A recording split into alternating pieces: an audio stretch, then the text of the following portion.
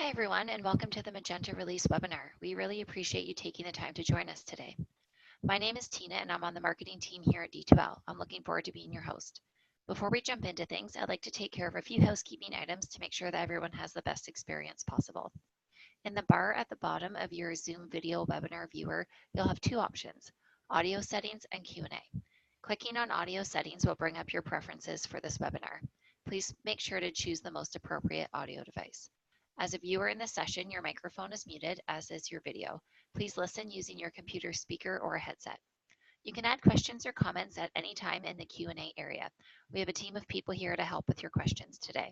You can click on the Q&A button and a window will appear and you can submit your questions or comments in there. We'll address as many questions as possible during the webinar. For the best viewing experience, we recommend using a wired internet connection and closing any programs or browser sessions running in the background. Webinars are bandwidth intensive, so closing any unnecessary tabs can help to conserve your bandwidth. An on-demand version of this webcast will be available tomorrow and it will be sent to you in an email. Please feel free to share this link with colleagues who you think will benefit from today's session. With that, I'll pass it over to Ken Chapman, our VP of Market Research. Thanks, Tina. And thanks everybody for joining us to talk about our Magenta release. Probably everybody knows that we make updates to Brightspace on a monthly basis. We're continually rolling out enhancements and fixes to the product. But a few times a year, we like to celebrate some of that progress and the work that we've done together. And we dress up our moose in fresh new gear. And this release, it's Magenta. So he's decked out as a scientist in science gear because Magenta was a color that was actually created in the lab in the mid-1800s. And it was named after the French army was victorious over the Italians in the 1800s. Magenta also plays a role in subatomic particle physics.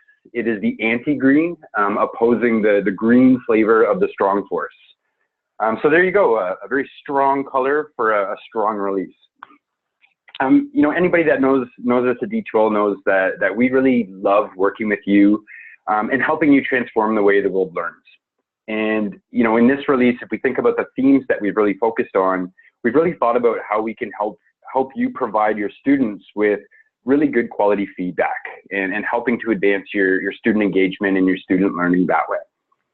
So in this Magenta release, we really focused on enhancing some of the tools that help instructors and staff connect with their students and provide meaningful and transparent feedback in as many places as possible and as easy to use as possible. And as always, we focused a lot on trying to save some time and make the system easier to use and round some of the corners that you use, you know, a lot of times a day. So to get a little bit more specific, we focused on some of the ways that we can keep grading equitable. We've done major enhancements to rubrics that I'm going to be really happy to show you some of a demo of and talk about where we've made all these enhancements. We've continued to make progress on quizzing, trying to encourage the creation of more learning activities online that evaluate knowledge and test what students know. And we've done more on the services side of things to bring forward some of our expertise and experience in helping institutions take action from data and build plans to actually really make data-driven improvements and data-driven insights. But before we get into all of the details and the great work that we've done in the Magenta release, I want to pause and just provide a bit of a clip of our Chief Operating Officer, Cheryl Noah. And she spoke at our Fusion conference this summer and talked about our user-driven innovation process. And it's worth highlighting here because it truly does underpin all of the work that we did here and all of the results we see in the Magenta release came from this partnership that we had with you and our customers. So as you're working in the system and you have ideas and want to improve the experience, I challenge you to reach out to us through our product groups, through all of the channels we create in our Brightspace community, because we really do stand behind this way of developing software, and we're finding it's truly beneficial on both sides. So here's Cheryl talking a bit about that process.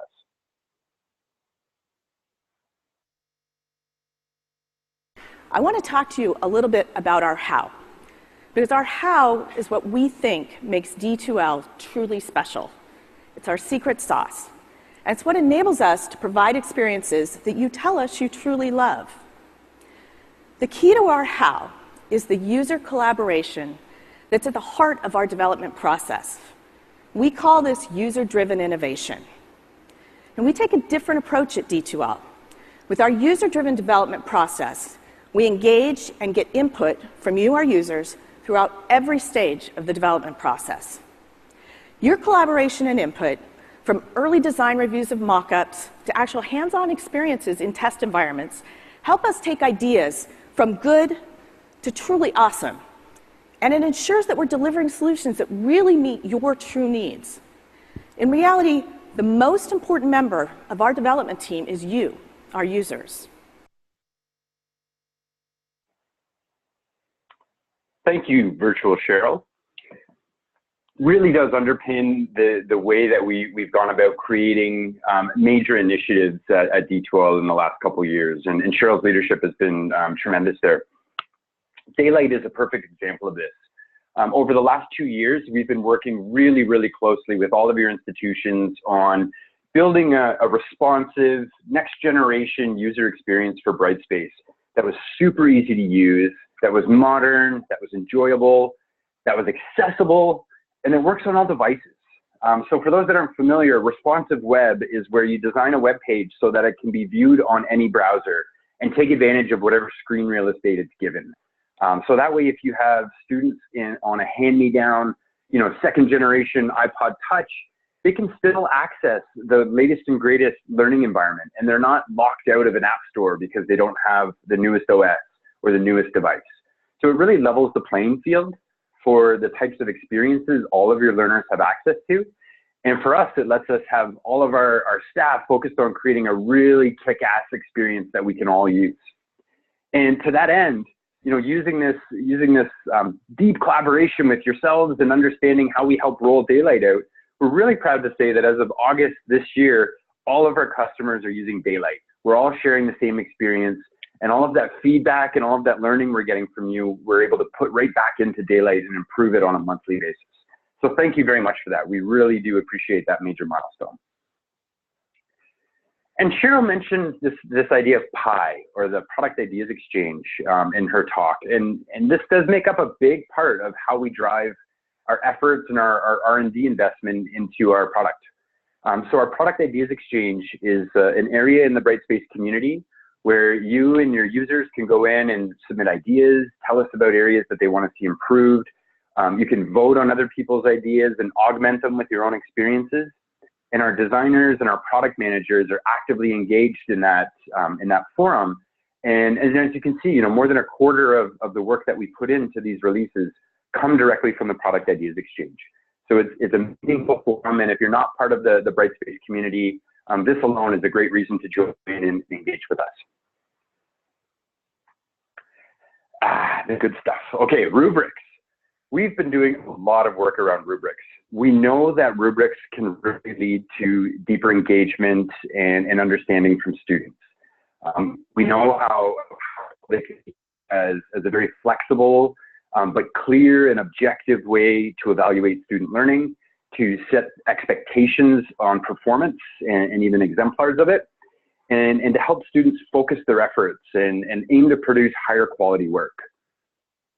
So some recent improvements we've been making in rubrics really focus on unifying the experience for instructors, so that as students are accessing feedback and instructors are providing it, it's done in the same way across different tools. When you're working with rubrics within the assignments tool, it works like it should and does in discussions, and like it looks the same in grades, etc.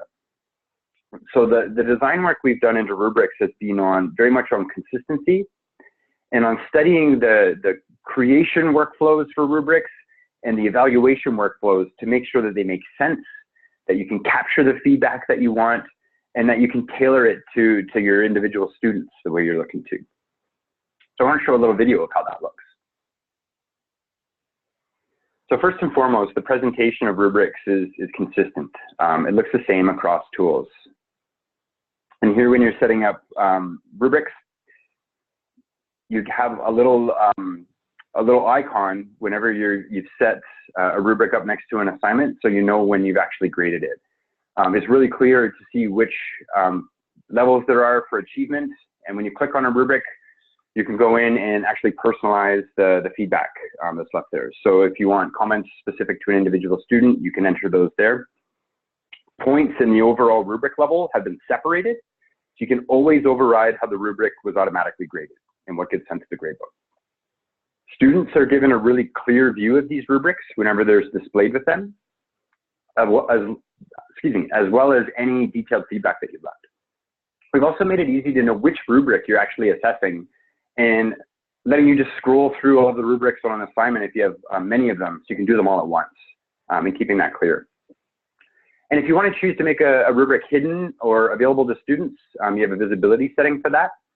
And of course, because this is responsive, it's going to look really good on all screens. Lastly, we know that instructors are always eager to make sure they don't lose their work and that their changes are saved, so we do that automatically. So lots happened there, and let's break some of that down. So in terms of grading rubrics, they're automatically saved when they're being drafted. So there's not that trepidation, of having to go back and fool around with the creation screens. Focus on creating the rubric. Focus on how you want to evaluate your students. Rubrics can be assessed individually or all in the same grading workflow. So that way you can just keep scrolling through if you've got multiple rubrics, and you can clearly see a header that tells you which one you're looking at any time. The total score and the overall score are now separate. So the total score is a numeric value that we automatically calculate, and it's populated in grades. The overall score indicates the level of achievement, and it's what's editable by the instructor. Other improvements we made, the rubric feedback is displayed right within the gradebook, and it's presented in a predictable and common way, same as it is everywhere else. There's a new interface for previewing rubric definitions, again, so you can get that confidence, that sense of what are students going to see, how is this going to look when I show it to other people. User progress now includes information on rubrics, including areas in user progress for grades, discussions, assignments, and assignments that are leveraged within content. And really importantly, when a course is being exported, all of those linkages between a rubric and your learning activities are preserved, so that when you export a course, you're actually exporting it the way that you designed it. And when you bring it back in, all of those links are preserved, and it maintains all of that context and that richness that you had originally. And lastly, you may not want to have students necessarily seeing their rubrics and having those visible to learners. So you've got a flag to set the visibility.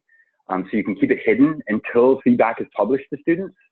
You can show it to them ahead of time, so they have that as a bit of a expectation setting vehicle and a framework for them to think about. Or you may have it just in the background, and the rubric is never visible to students. So you've got that as a choice as you set up assignments. Sorry, as you set up rubrics. Okay, quizzing. So in the last few months, you've seen us do some big work in quizzing around creating question pools and randomized question pools as well. It's a nice vehicle to provide from a set of quiz questions. Each individual student gets a different permutation of them. Discourages cheating and nefarious behavior online. And we've seen some great feedback and seen some good adoption on that functionality. So now what we've done is really similar to the question authoring screen. We let you see a dynamic preview right on the right when you're setting up question pools, so you can see what the question pool would actually look like to a student. You can see an instantiation of it, if you will. And again, this is just meant to be another way to give a bit of confidence to the instructor, to the author, so they know that this is what it's going to look like. They don't have to fumble around. There's no guesswork, and it's clean, and it's happening in real time as they're making changes. And auto-save and quizzes. Pause for a little applause on this one. I know everybody's going to be a little bit sad that there's no diskette icons out in the left side of quizzing anymore, but I don't think many people even know what a diskette is anymore. So instead of students having to worry about whether their quiz is saved or which questions are saved, we're just saving it for them as they go. So they can focus their time and energy on demonstrating their knowledge and completing their assessments. Yay!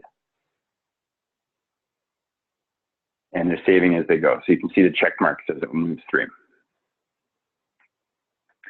Okay, anonymous marking. So we know assessment can be influenced by bias, whether conscious or unconscious. You know, and that can happen at the instructor level, that can happen from TAs, and it's not necessarily in the benefit of students.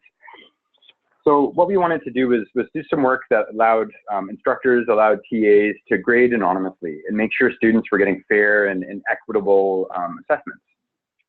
So very, very simply, students can be assured that they're being marked fairly. When an assignment is set up to be graded anonymously, all the students show up as anonymous. And you know, the assignment that's being marked isn't identified by the student in any way. And TAs or instructors that work through it just look at the content of the submission and the expectations and the instructions on the assignment. And that's all there is. The workflow, though, makes sure that there's still the opportunity to engage in discourse with instructor. So while an instructor might set up an assignment as anonymous, the student will submit it. Everything will be shown as anonymous for the instructor up until the point that they've actually released feedback to all of their students. At that time, this instructor is going to see student names after all the feedback's been published. So if there's a conversation to be had, if the student challenges anything or wants more information, they can engage in that discourse. So it's a really nice way to support some unbiased feedback, but to continue the conversation in, you know, the real world after that. All right, all the small things. So, you know, a lot of the insights we get for these small things will come from the product ideas exchange. They'll come from the work that we do when we stand over some of your shoulders and watch the work you do throughout the day, or we do a design study. So these things, while they can be small, they can really add up and have a pretty huge impact when they're things you do all the time. And I think this is one of the best examples of that. Right within our assignments tool, we've always required an assignment submission. You know, when you submit something to the D2L assignments tool, there's a digital file that goes along with it. Well, there's no reason that you can't use the same rubrics and feedback mechanisms to track in-person activities, things that happen in a lab, in a seminar, in an oral presentation. Those can be created as assignments now within Brightspace, and you can have them marked off as observed in person type assignment, a file submission, or something that's on paper. So while there may be multiple channels that the demonstration of knowledge is coming from the student, you can have those tracked all singularly within Brightspace, so you have the reporting and the data and everything behind that. So really powerful way to use some tools that have always been there. To start to extend what Brightspace can track and give insight into beyond just what's happening online. Navbars. We've heard some of you want to put a little bit of color in your navbar. So when you're editing the navbar themes, you can set some colors that jazz up your link areas a little bit more and better reflect the brand and color schemes that your students and your users might be expecting. You can see the little color palette applied here, and then we got a nice little purple link area. Some of us still enjoy printing, so we've made sure that the course overview can be downloaded and can be printed really easily. So right up front, that's shown right on the top page of the table of contents. We've heard loud and clear that it can be a pain when you've got students that have the same names or names that are similar to the point of being indistinguishable in Brightspace. So for those, we have the option to display usernames or org-defined IDs so that you've got an unambiguous way of identifying an individual student when you've got similarities there.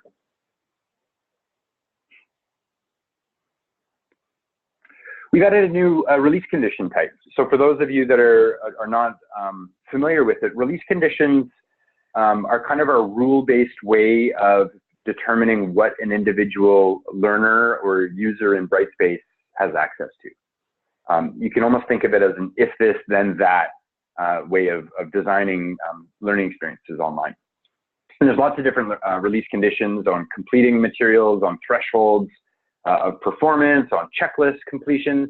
And we've added a new rule or a new condition we can key off of called the released final grade score.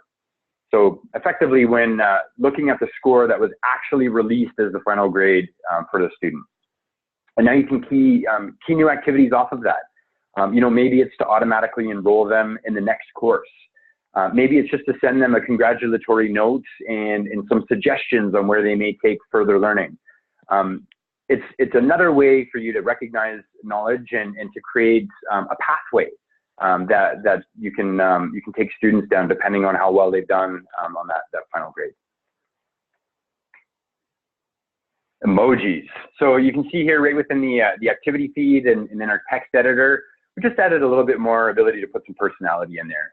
So some color and throw some emojis into your posts. I think that's pretty self-explanatory. In our HTML editor, so when you're in more of the advanced text editor, we've made quick links between content modules, submodules, and course overviews, easier to get at and work a little more fluid. And the chemistry equation writing is now available in the equation editor. Really, really nice. The periodic table, all the superscripts, subscripts, and reaction notation is equipped in the HTML editor now, along with all of the rich math and symbolic notation we've always had. Text assignments. I think this might be one of the older items that was in our product ideas exchange. I recall this from my early days at D2L. Basically, this ask was if a student doesn't have a digital file to submit to the assignment Dropbox, let them create one using the text editor. And that's exactly what we've done. So a text assignment will allow you to submit a file, add one, or just create one right within our text editor. Links, media, all of the good stuff that's possible in our text editor is available in a text assignment. If the student happens to have a whole bunch of stuff on their clipboard, paste it in and submit it from there. Just meant to be, one less hoop to jump through if the student has their material in a certain format. If they have it in Google Docs or somewhere else, then great, use that. For those of you that have a lot of courses in Brightspace, we've given you the ability to group those courses on the landing page in the My Courses widget. So you can choose to group things by semesters, by departments, and you can get sort of a tabbed or filtered view of what's in your My Courses area, just to keep it a bit more manageable. For those of you that may have cascading roles, that may have lots and lots of different semesters of courses piling up there, it helps make the tiles in My Courses more manageable for you. Similarly, in our content experience, we've just made it easier to drag and drop files directly into the table of contents. So right on the left side where you organize all of your modules and lessons, you can drop in files from your desktop and stick them right in place. From there, you can set the visibility for your students, release conditions, and all of the other kind of good stuff once it's in Brightspace. Similarly, if you've got resources that you're adding into the new content tool, you can publish that back to the repository from the new content experience. So that's inclusive of things like quizzes, presentations, media files, and other documents that you're keeping in the new content experience. You can put those up in the learning repository so they can be shared, reused, or remixed by others in your organization. We've been really impressed and excited about the feedback we've been getting on the activity feed. Having a central channel where the updates and activity for the course are just cycling through has been a really good way for a lot of instructors and a lot of students to know what's happening in their online courses. And with it being used more often, we wanted to make sure that the activity feed was still easy to scan. So if there's long posts in the activity feed, they're truncated. And if somebody wants to read the entire thing, there's just a little more button that reveals the whole message. Very, very familiar. And in discussions, again, this is one of those areas where we've really spent a lot of time trying to understand the inner workings of how you manage groups and sections and looking to create group and section specific discussion threads within existing topics and supporting that.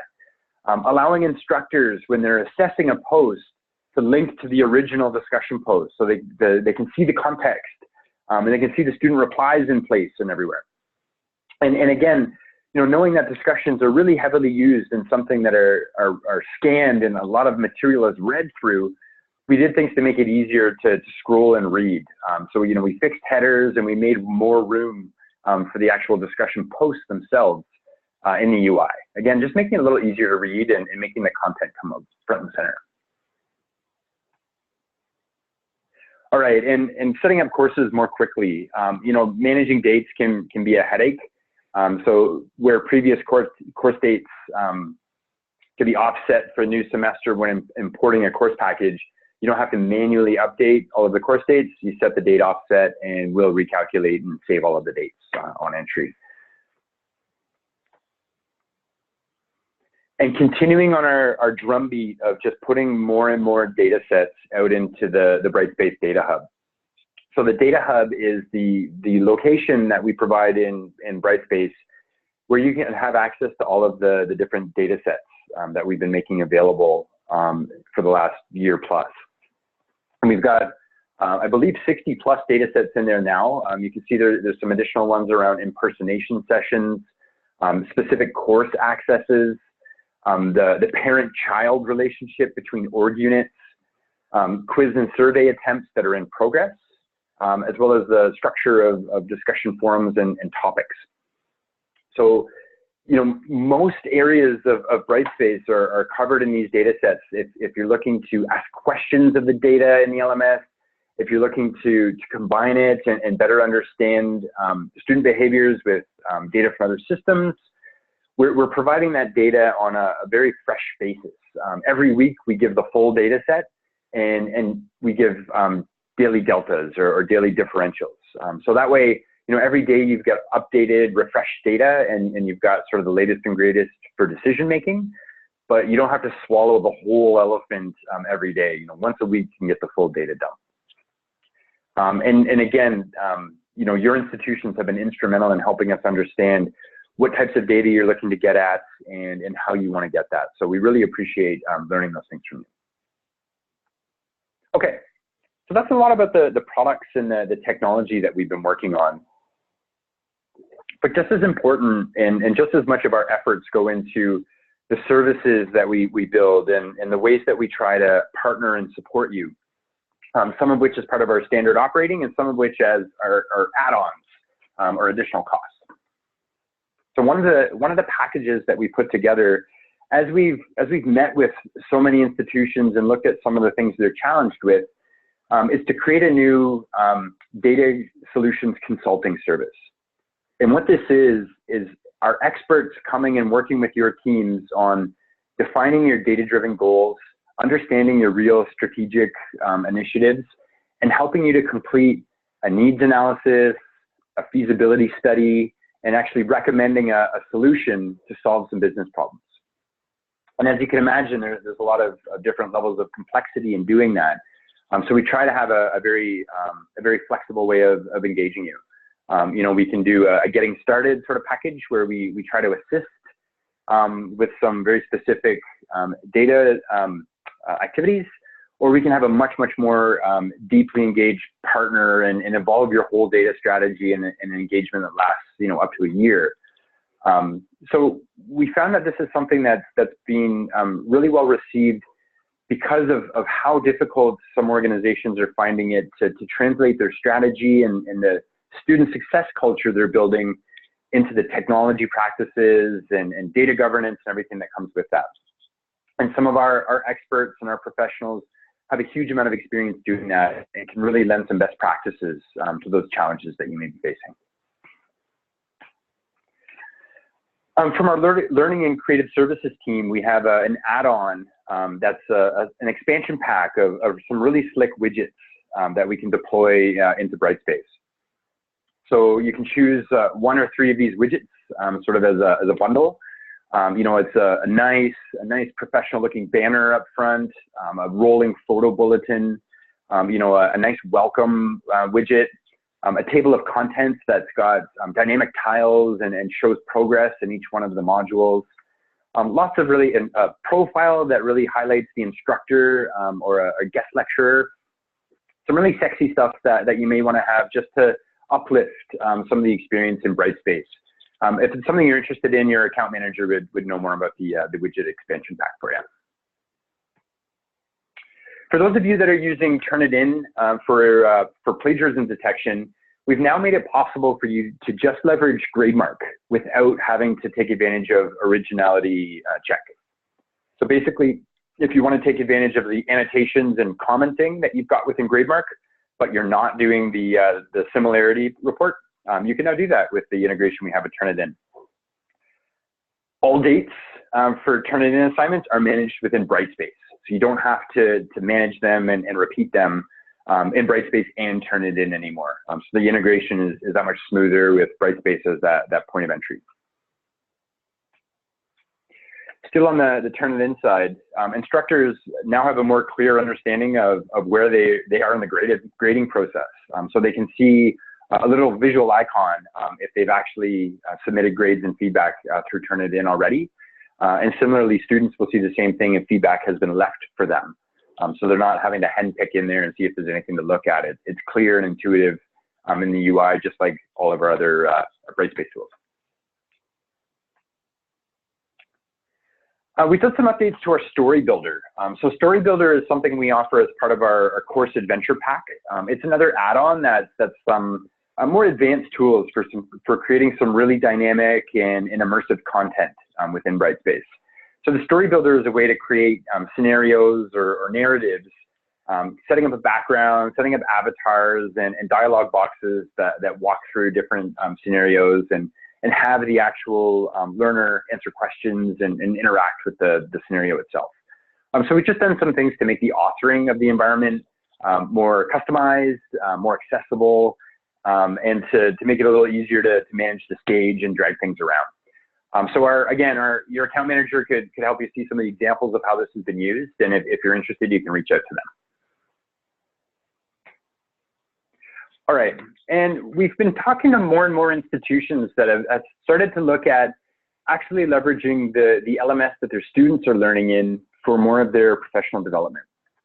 And earlier this year, we launched a new dashboard for tracking professional learning. We called it the Manager Dashboard. So there, basically, a manager or an individual can see all of the people that they're responsible for, what courses have been assigned to them, and what the progress is through those courses. So now people can be rolled into learning groups in assigned courses. They can be assigned dates for completing a course. Those dates can be relative dates, so 6 months after enrolling in the course, or they could be more familiar absolute dates. And all throughout the Manager Dashboard, you can see a view of who's been assigned to which course and what their completion status is. Okay, I know that was a lot to take in. There's a lot happening in the Magenta release. We're really excited about the work we've done in rubrics, in making the usability of the platform even better, and a lot of the work we did to try to support more fair and equitable assessment and feedback throughout the platform. So we have our team of subject matter experts on the phones and on the Q&A right now. So if you have any questions, please feel free to put those in there, and our experts will be right on top of those. While you're doing that, I will make a plug for those that are not participating in our Brightspace community. It's worth some time to take a look through there. There's some great articles on best practices, and there's the product idea exchange there where we have that really valuable input channel we'd love to hear from you from. So thank you.